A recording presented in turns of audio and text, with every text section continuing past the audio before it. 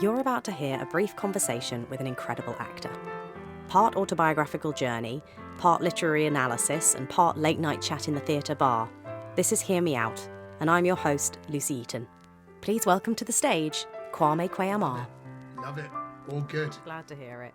So, for the listener, Kwame's favourite speech is actually a speech that we don't have the permission to read today. I know. So we had a last-minute manic sort of, oh gosh, is there something else that we could look at as well? Because I definitely don't want to abandon your favourite speech. We have to discuss that. However, what I would say is that everything happens for a reason. Yeah. Because then I started to kind of dig and go, what else? Where else could I look? And then I found a speech that I had read, maybe 20 years ago, a play that I'd read. And I went, oh my God, I remember that speech. And so I'm really overjoyed that actually it gave me the opportunity to dive back in. Oh, I'm so pleased. I'm so thrilled to have you on the show anyway, but I was so excited to see what you would pick, just because I just think because of all the numerous areas of this industry that you've I was about to say dipped your toe into. It's more than dipped your toe. You're like properly immersed in.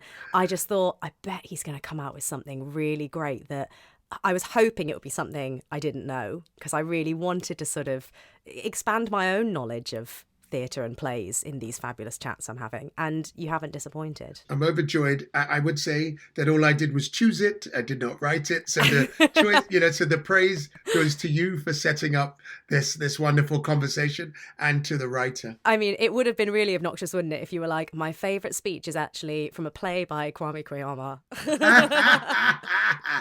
Here's one of mine. So, shall we begin with the one that came to you most instinctively? Do you want to tell us what that was, or what play it was from? Yeah, well, it was from August Wilson's play Joe Turner's Come and Gone, and it was a speech by one of the main characters. The character actually played by Delroy Lindo, actually in a production that was done, I think, at the Young Vic. Well, no, I don't think. I know it was done at the Young Vic before I got there. And in fact, I recommended Delroy Lindo for the role. Did you? To David Land at the time. So it's from Joe Turner's Come and Gone, and this play is number 2 in the Pittsburgh cycle, a kind of century of plays that August Wilson, a 10-play cycle of one in every decade of the 20th century.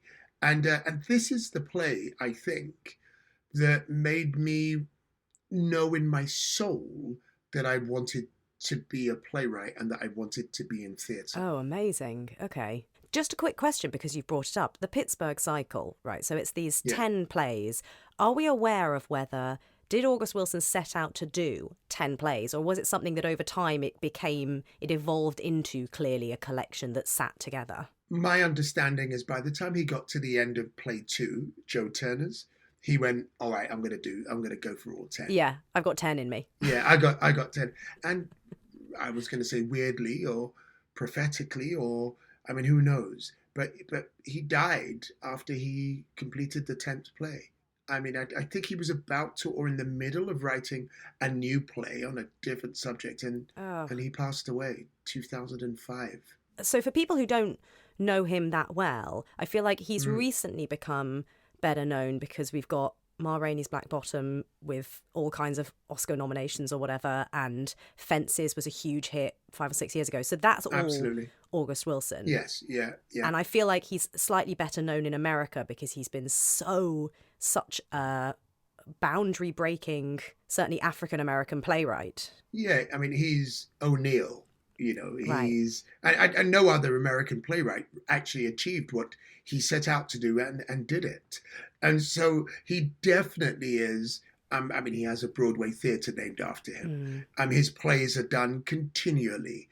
And most importantly, a bit like George Bernard Shaw and a bit like Shakespeare, actually, there are players who have made their entire career of being in August Wilson plays, and directors who've had their entire career directing his plays. So prolific was he, and so often was his plays produced, Yeah. that there are kind of Wilsonian actors, and there is a Wilsonian style. Yeah, I was going to say, so what makes something an August Wilson? I think for me, and certainly for my generation of artists, there were two things. One is that he was an organic intellectual, and that he spoke about art, and he spoke about his art through the lens of being an African American. Mm-hmm.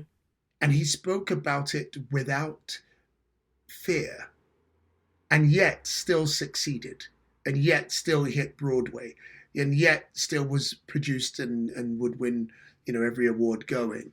And that was revolutionary. So that's the political stance that I think, or the political ground he stood on. But if we get down into the plays, the thing that makes a Wilsonian play is that beautiful merge, that marriage between poetry and politics, of history and of soul.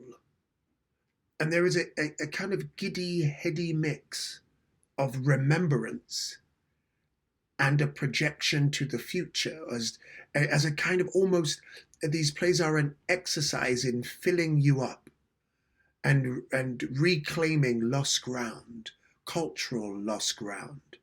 That's such a beautiful way you described it. And it's interesting because when you started, I was almost keen to ask, is there someone comparable, right? Is there another playwright you'd say, oh, it's sort of in the kind of voice? But I wonder whether, I know he was so important in, like you said, in the Black theatre movement, is part of all the brilliance he brings, part of the sort of painful legacy that he's trying to, as in, could that style be achieved by a white playwright or something like that? Or do you think he's so seeped in the stories he was really keen to tell that weren't being told? I find that question slightly difficult to answer. Only, and it's a brilliant question. Only because actually I have two responses. Number one, there's a playwright who's white called Naomi Wallace, and Naomi writes with great poetry and great political acumen, and a sense and a need, through often the lens of gender, to deconstruct, to reconstruct. So the kind of type, the poetic dramatist, is a type that August fits in, and not exclusively either. Right. There are others. But there is something about the mixture of the cultural amnesia that he was trying to address, along with a sense of challenging the Aristotelian three-act structure and finding his own energy and voice. He often said that unless you'd been to the Black church, you were not in a position to critique his plays. And I found that to be true. Probably nothing is exclusive, but I found that to be very instructive, because the structure of the plays was set out of that tradition. Sometimes I remember I'd read some reviews, even though he was celebrated, I'd be like, you just didn't get it. and they didn't get it. And I don't want to just put it down to black or white, because there are some Black critics or Black people who certainly may not have been born in that tradition or understand that tradition, or might critique from a different angle. Yeah. But I think that's what's particular about his angle, about August's writing, is he's particular in his cultural specificity. He is bold in his cultural assertion, and he's truthful in his line-by-line dialogue. And I think that's the magic. When did you come into contact with August Wilson for the first time? You said that that this is the play that made you want to be a playwright. How early on in your life were you aware of him? Or what did you read first or see first? I think I was about 23, and my then wife brought me to the Tricycle Theatre, now the Kiln, to see Joe Turner. Oh, okay. And I saw it and I marveled. I was so taken by it that I don't think I began to write for about another 10 years, at least another 8 years, because I was like, I don't think I can do that. Yeah, you read something truly brilliant, you go, how Yeah. on earth can I ever compare? Yeah, totally. So what about the specific speech you've picked? What is it about that speech that stood out? First of all, to be fair, the first thing, anytime I read an August Wilson play and I see a page of dialogue, I get ready to be enchanted. I know he's going to take me somewhere deep. Lovely. And it's the storytelling. You know, there's a link between the speech that we'll actually read about Barnum talking about blood on his hands. And there's something about the ritual of blood and of cleansing or cleaning that I found really fascinating about this speech. And that there's a journey in it.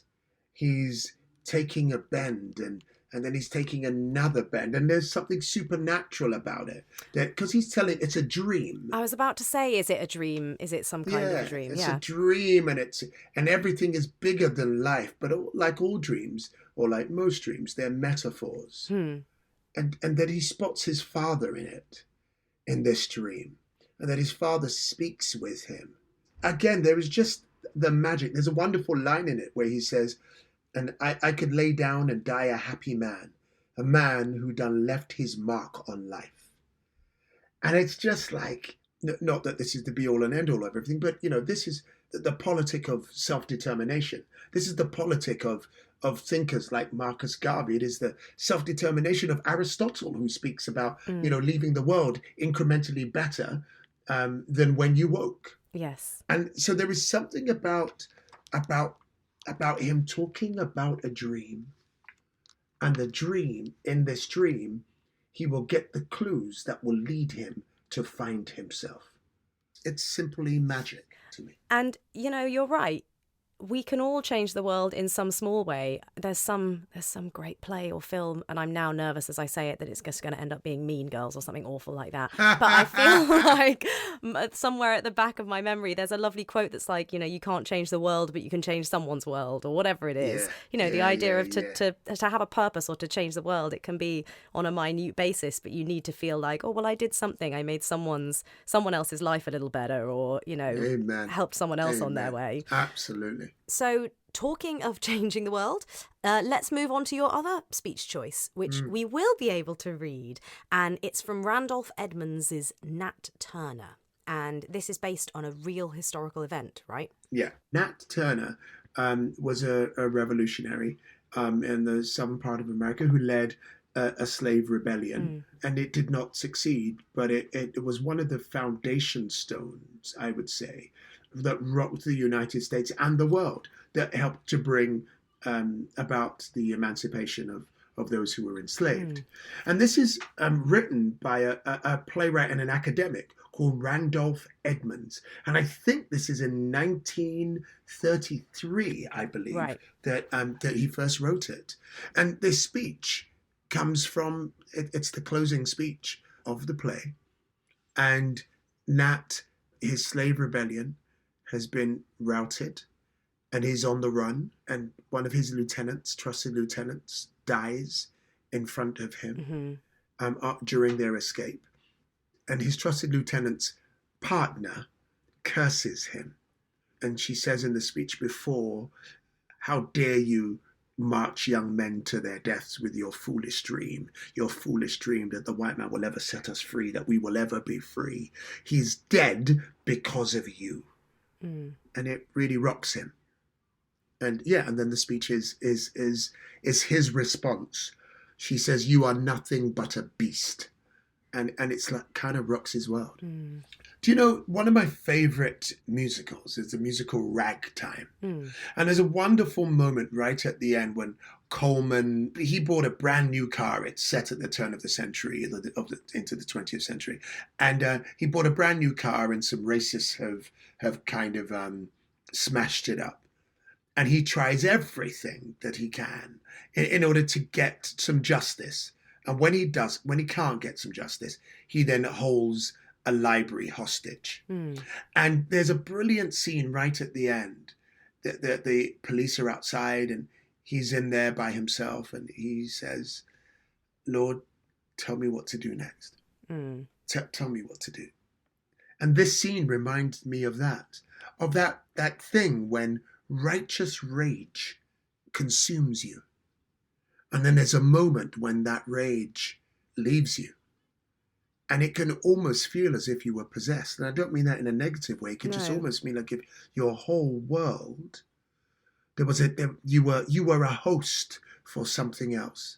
And I'm really fascinated by the energies that mix with our bodies, the energies that lead us forward, the spirit that allows us to get up in a day and say, I'm going to change the world. And I think this play kind of does that a little bit, or explores it a little bit. You've touched on something that I actually wanted to bring up, which is it coincidence, or is there any connection between the fact that the two speeches you've picked, they're both from characters that are deeply spiritual men? Yeah, I think that it's always hard, isn't it, in the world that we live in today, to speak about the spirit. And if one speaks about it in Eastern, mystical terms, one can come over a bit like a hippie.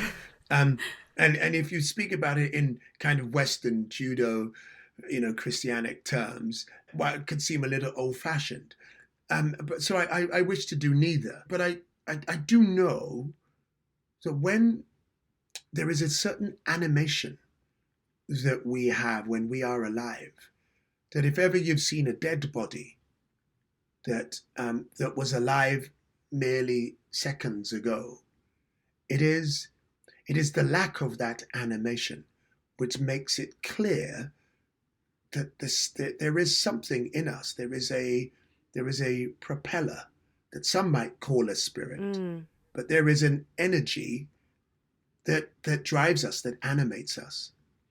But every day I look at the earth and I think that is magic. I frequently say this. Right? I drop a seed into that and something grows. That's magic dust. That's beyond me. If I can't get to sleep at night, I've developed this habit of, instead of counting sheep, I will begin to list things that I'm thankful for in the world. That's and lovely. I'll just keep going until I fall asleep. I love that. And in regards to your comment about animation, it made me think, very sadly, we lost a pet in my family this weekend. I'm sorry to hear that. Anyway, it was devastating. Yeah. But fascinatingly, we were advised to show her body to the other kitten, to her brother, who we also had. And like from a real distance, he spotted her and froze. Like properly sort of one paw in the air, froze for about 60 seconds. And she wasn't lying awkwardly or anything, but you just thought, you can tell, even from a distance, that there isn't life in that body anymore. Correct. The animating force has departed. Anyway, that was horribly off topic and a little macabre. I know.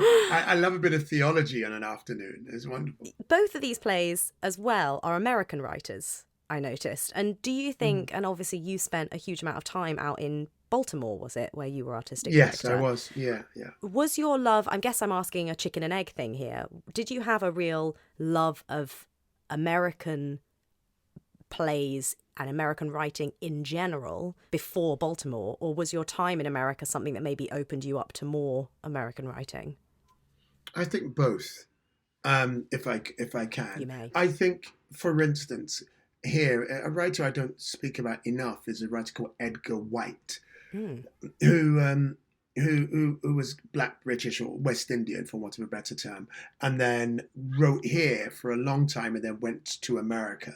And I think that invariably the diet of plays that we were served in this country when I was younger invariably came from America. But I think it was writers like August Wilson and Edgar White that actually showed me that you could be political. And so I would say that America, on the whole, speaks about the diasporic African experience. There are just more volume. And so I find myself not just drawn to it. It's difficult to answer, but of course, when I was in America, I was so, I love the African-American voice. I love its use of language, and I love its storytelling. So I would say that I went to America with a knowledge of the African-American narrative. And then I found myself deeper and deeper kind of ensconced in its modern manifestations. I definitely find myself drawn very much to American writing, actually. And I don't think I've yet put a finger on why. Maybe, like you say, it's the volume of stuff, because it's not that I dislike British writing at all, but I find often when I'm talking about things that have really fired me up, 9 times out of 10, they're American plays. And I at one point wondered whether it was actually a sense of distance from the politics of it. I was almost like, oh, actually, am I seeing this in a more escapist, for use of a better word, fun way, because the politics of that American play don't feel as close to my existence, whereas in an English one maybe I feel a little more less like I can just enjoy something and more like it is talking about something that might affect me. I think for me it is volume, and it's something about there's something, it is. It's mainly volume. It's just that there was so much more. But when I come across that Black British play that really speaks to me, it actually means even more to me. Of course. Because it's very, very particular. Yeah. To what extent do you find when you write that you mimic these people you respect? Well, that's a really good question for me, because, of course, August was my hero. But I knew that I was never a poet. So therefore I couldn't imitate it even if I tried. But what I tried to find was the thing that I think that I do well, which is to observe human beings and then create dialogue that will feel authentic to that voice, to that spirit, to that soul. Also, for instance, I used to be very fond of David Mamet. And what I would lift from Mamet, for instance, was the energy that went behind the dialogue. 100%. The energy that went into the sentence. Are there too many words? Is the rhythm right? Like I would do that in many respects. The thing that I would take from George Bernard Shaw would be like, is this idea strong enough? Does the thing that you're trying to project, or the idea you're trying to discuss, is it clean enough? Is it, And so I would say no. I never fear mimicking. Maybe because I'm too arrogant or insecure, or a combination of the both of them. That I just got to be me, yo. Yeah. I totally agree with the what you said about Mamet. I remember being taken to see Sexual Perversities in Chicago when I was like 15 or something, and just being blasted backwards by the whole thing. And I know he is a troublesome man in many ways, we'll put it that way. But yes, I do find them very thrilling to watch because of what you say, the energy of everything. Energy, absolutely. I also like, because he wrote True or False, and it was the only, I would say, like, practitioner book that I ever found really helpful, because actually the side of him that makes him troublesome is also the side that actually appealed to my sense of acting, which was a bit more fuck it. A bit more sort of like, you're going to be who you're going to be, and you're going to do it to the, and he always said that thing of never come off stage after a bad night. And if you've got a friend or family in, go, oh, I'm sorry, it was a bad night, because they won't have known any different. And to them, the difference between your bad night and your good night is minute, impossible for them to recognize. But you ruin their enjoyment of a performance by telling them they got a lesser version. I was very influenced by his 3 Cuts of the Knife. I think that's what it's called. I don't know that. It's a brilliant book on the writing process. There was a wonderful thing that he speaks about, which is kind of Act 2 fatigue. And it's when you're rolling that boulder up the hill. You come out of the gates with Act 1 like a hare out of the gates, and then you get into Act 2 and you start running out of juice. And then by the time you've got to the end of Act 2, you're actually quite exhausted. Yeah. And so you kind of race through Act 3. So true. And it's so true, and I recognize that in my own writing, and then I go, okay, so that was just the rushed Act 3. But I think the 3-act structure is tricky. I mean, it's interesting. You actually said that really early on about August Wilson, didn't you? You said he was sort of rebelling against that. But I think Shakespeare had it a bit more right, that if you have 5 acts, 3 and 2 feels like a more sensible gap. Whereas I always think that in a 3-act play, that you end up with a first half of a play that's 2 epic acts long, and then nipping back in at the end for after a drink. Yeah. That's why you see so many plays, right, that kind of are like an hour 15 first act. And then you come back and it's like 40 minutes in the second. And you go, oh, Oh, for okay. crying out loud. Yeah. You're Yeah. like, just put it all together. No interval, short Yeah, play, get me in the let it bar. run. Let it run. Get me in the bar talking about it. Yeah, exactly. I always find intervals really tricky. I think I remember seeing, Jerusalem was the first thing I saw with 2 intervals. And I remember being really annoyed by it. I was almost like, I don't want these weird wee breaks. Like, I just want Yeah. to keep But I going. think I think box set television is really going to influence theatre a lot. Yes. I think we'll see a lot less intervals and longer plays because actually the audiences have been trained to sit with it Yeah. for a bit longer. I think we're going to see some real developments in that regard. Yeah, I would rather not be. Sometimes that's a real tricky thing. It pulls an audience out at a moment when they're really in it. And I think the one time I really did appreciate it was seeing The Inheritance. That's exactly what I was thinking Which was about. that just before your It was time? bang on. It was the beginning of me. It was David's last one. Oh, and I remember with that actually because it was so emotional in a small way. Actually, I appreciated the intervals slightly there because I was like, oh God, I really need a moment to not be feeling something for a minute. Yeah. But the whole night was like 3.5 hours. And I came out and I went, all right, great. I'm ready to go again now. Kwame, I was the same. I remember I saw the first part. I remember I just returned from America and I was incredibly jet lagged. And I remember sitting down going, God, this was not a good decision to sit and watch a 3.5 hour play on jet lag. And I remember coming out at 11 o'clock and going, if you could tell me I could go straight in for Act 2 now, I'd do it. I'll do it. Part 2, I'd do it. Yeah. So, okay, we've had some laughs, we've had some education, and now it is time to hear the speech. So this is the closing speech from Randolph Edmonds Nat Turner. So just to put it in context, the woman who is the partner of his friend, his lieutenant who just died, she's just said her last lines are, I'm going to tell the white folks who you are, who you really are. I'm going to tell him, I'm going to say he ain't nothing but a beast. That's what, a beast. And then she runs off. And then Nat says, a beast? She called me a beast. If I was a beast, who made me one? If they buy and sell me, whip like dogs and feed me their leavings, how can I be none else but a beast? How can they blame me if I turns on them and I rends them? Yeah, yes, he's dead. A few minutes ago, he was here in this world groaning in misery. Hawk is captured, and there ain't no army. What am I going to do now, Lord? What am I going to do? What can I do? I knows what I'll do. I'll hide under that pile of fence rails till I can get myself another army. I done put my hands in the plow and I can't turn back now. Look at that moon coming back to light up the world. It's big and round and yellow. It done dripped out all of its blood. My hands is full of blood. Will they ever be clean? Was I wrong, Lord? Was I wrong to fight for that the black man might be free?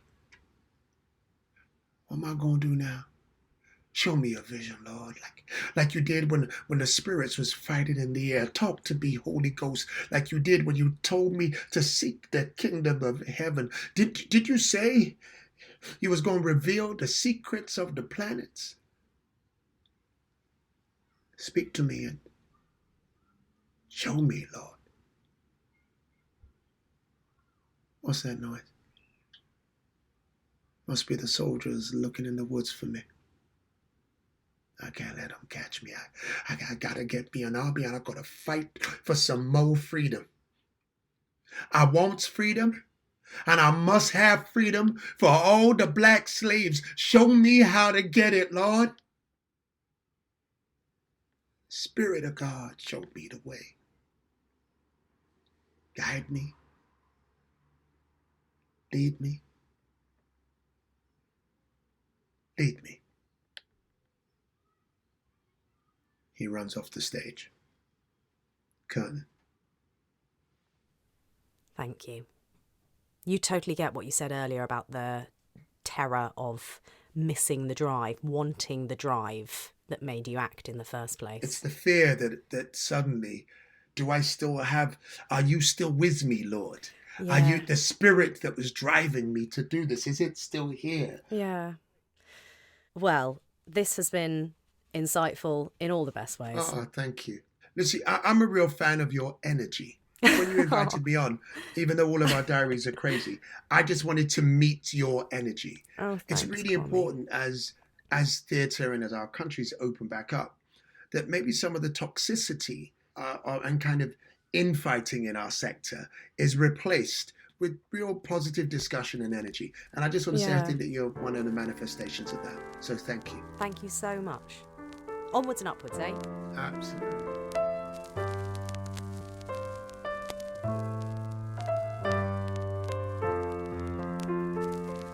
This is the last episode of Series 1 of Hear Me Out. I want to say a massive thank you to everyone who has tuned in and supported the show. It's been an insane labour of love and has monopolised my life for the last 6 months, so thank you from the bottom of my heart. I promise you we'll be back for a second series, and I've got some incredible guests already lined up for you. Make sure you follow us on social media at @PodHearMeOut to keep abreast of when we'll be coming back, and I'd love to hear your suggestions of who else to get in front of the mic. As ever, the beautiful music has been by Tristan Kay and the kick-ass artwork by Rebecca Bright. 2 people I count myself immeasurably lucky to have as sidekicks in life. Right, that really is it. Lucy Eaton, exiting stage left.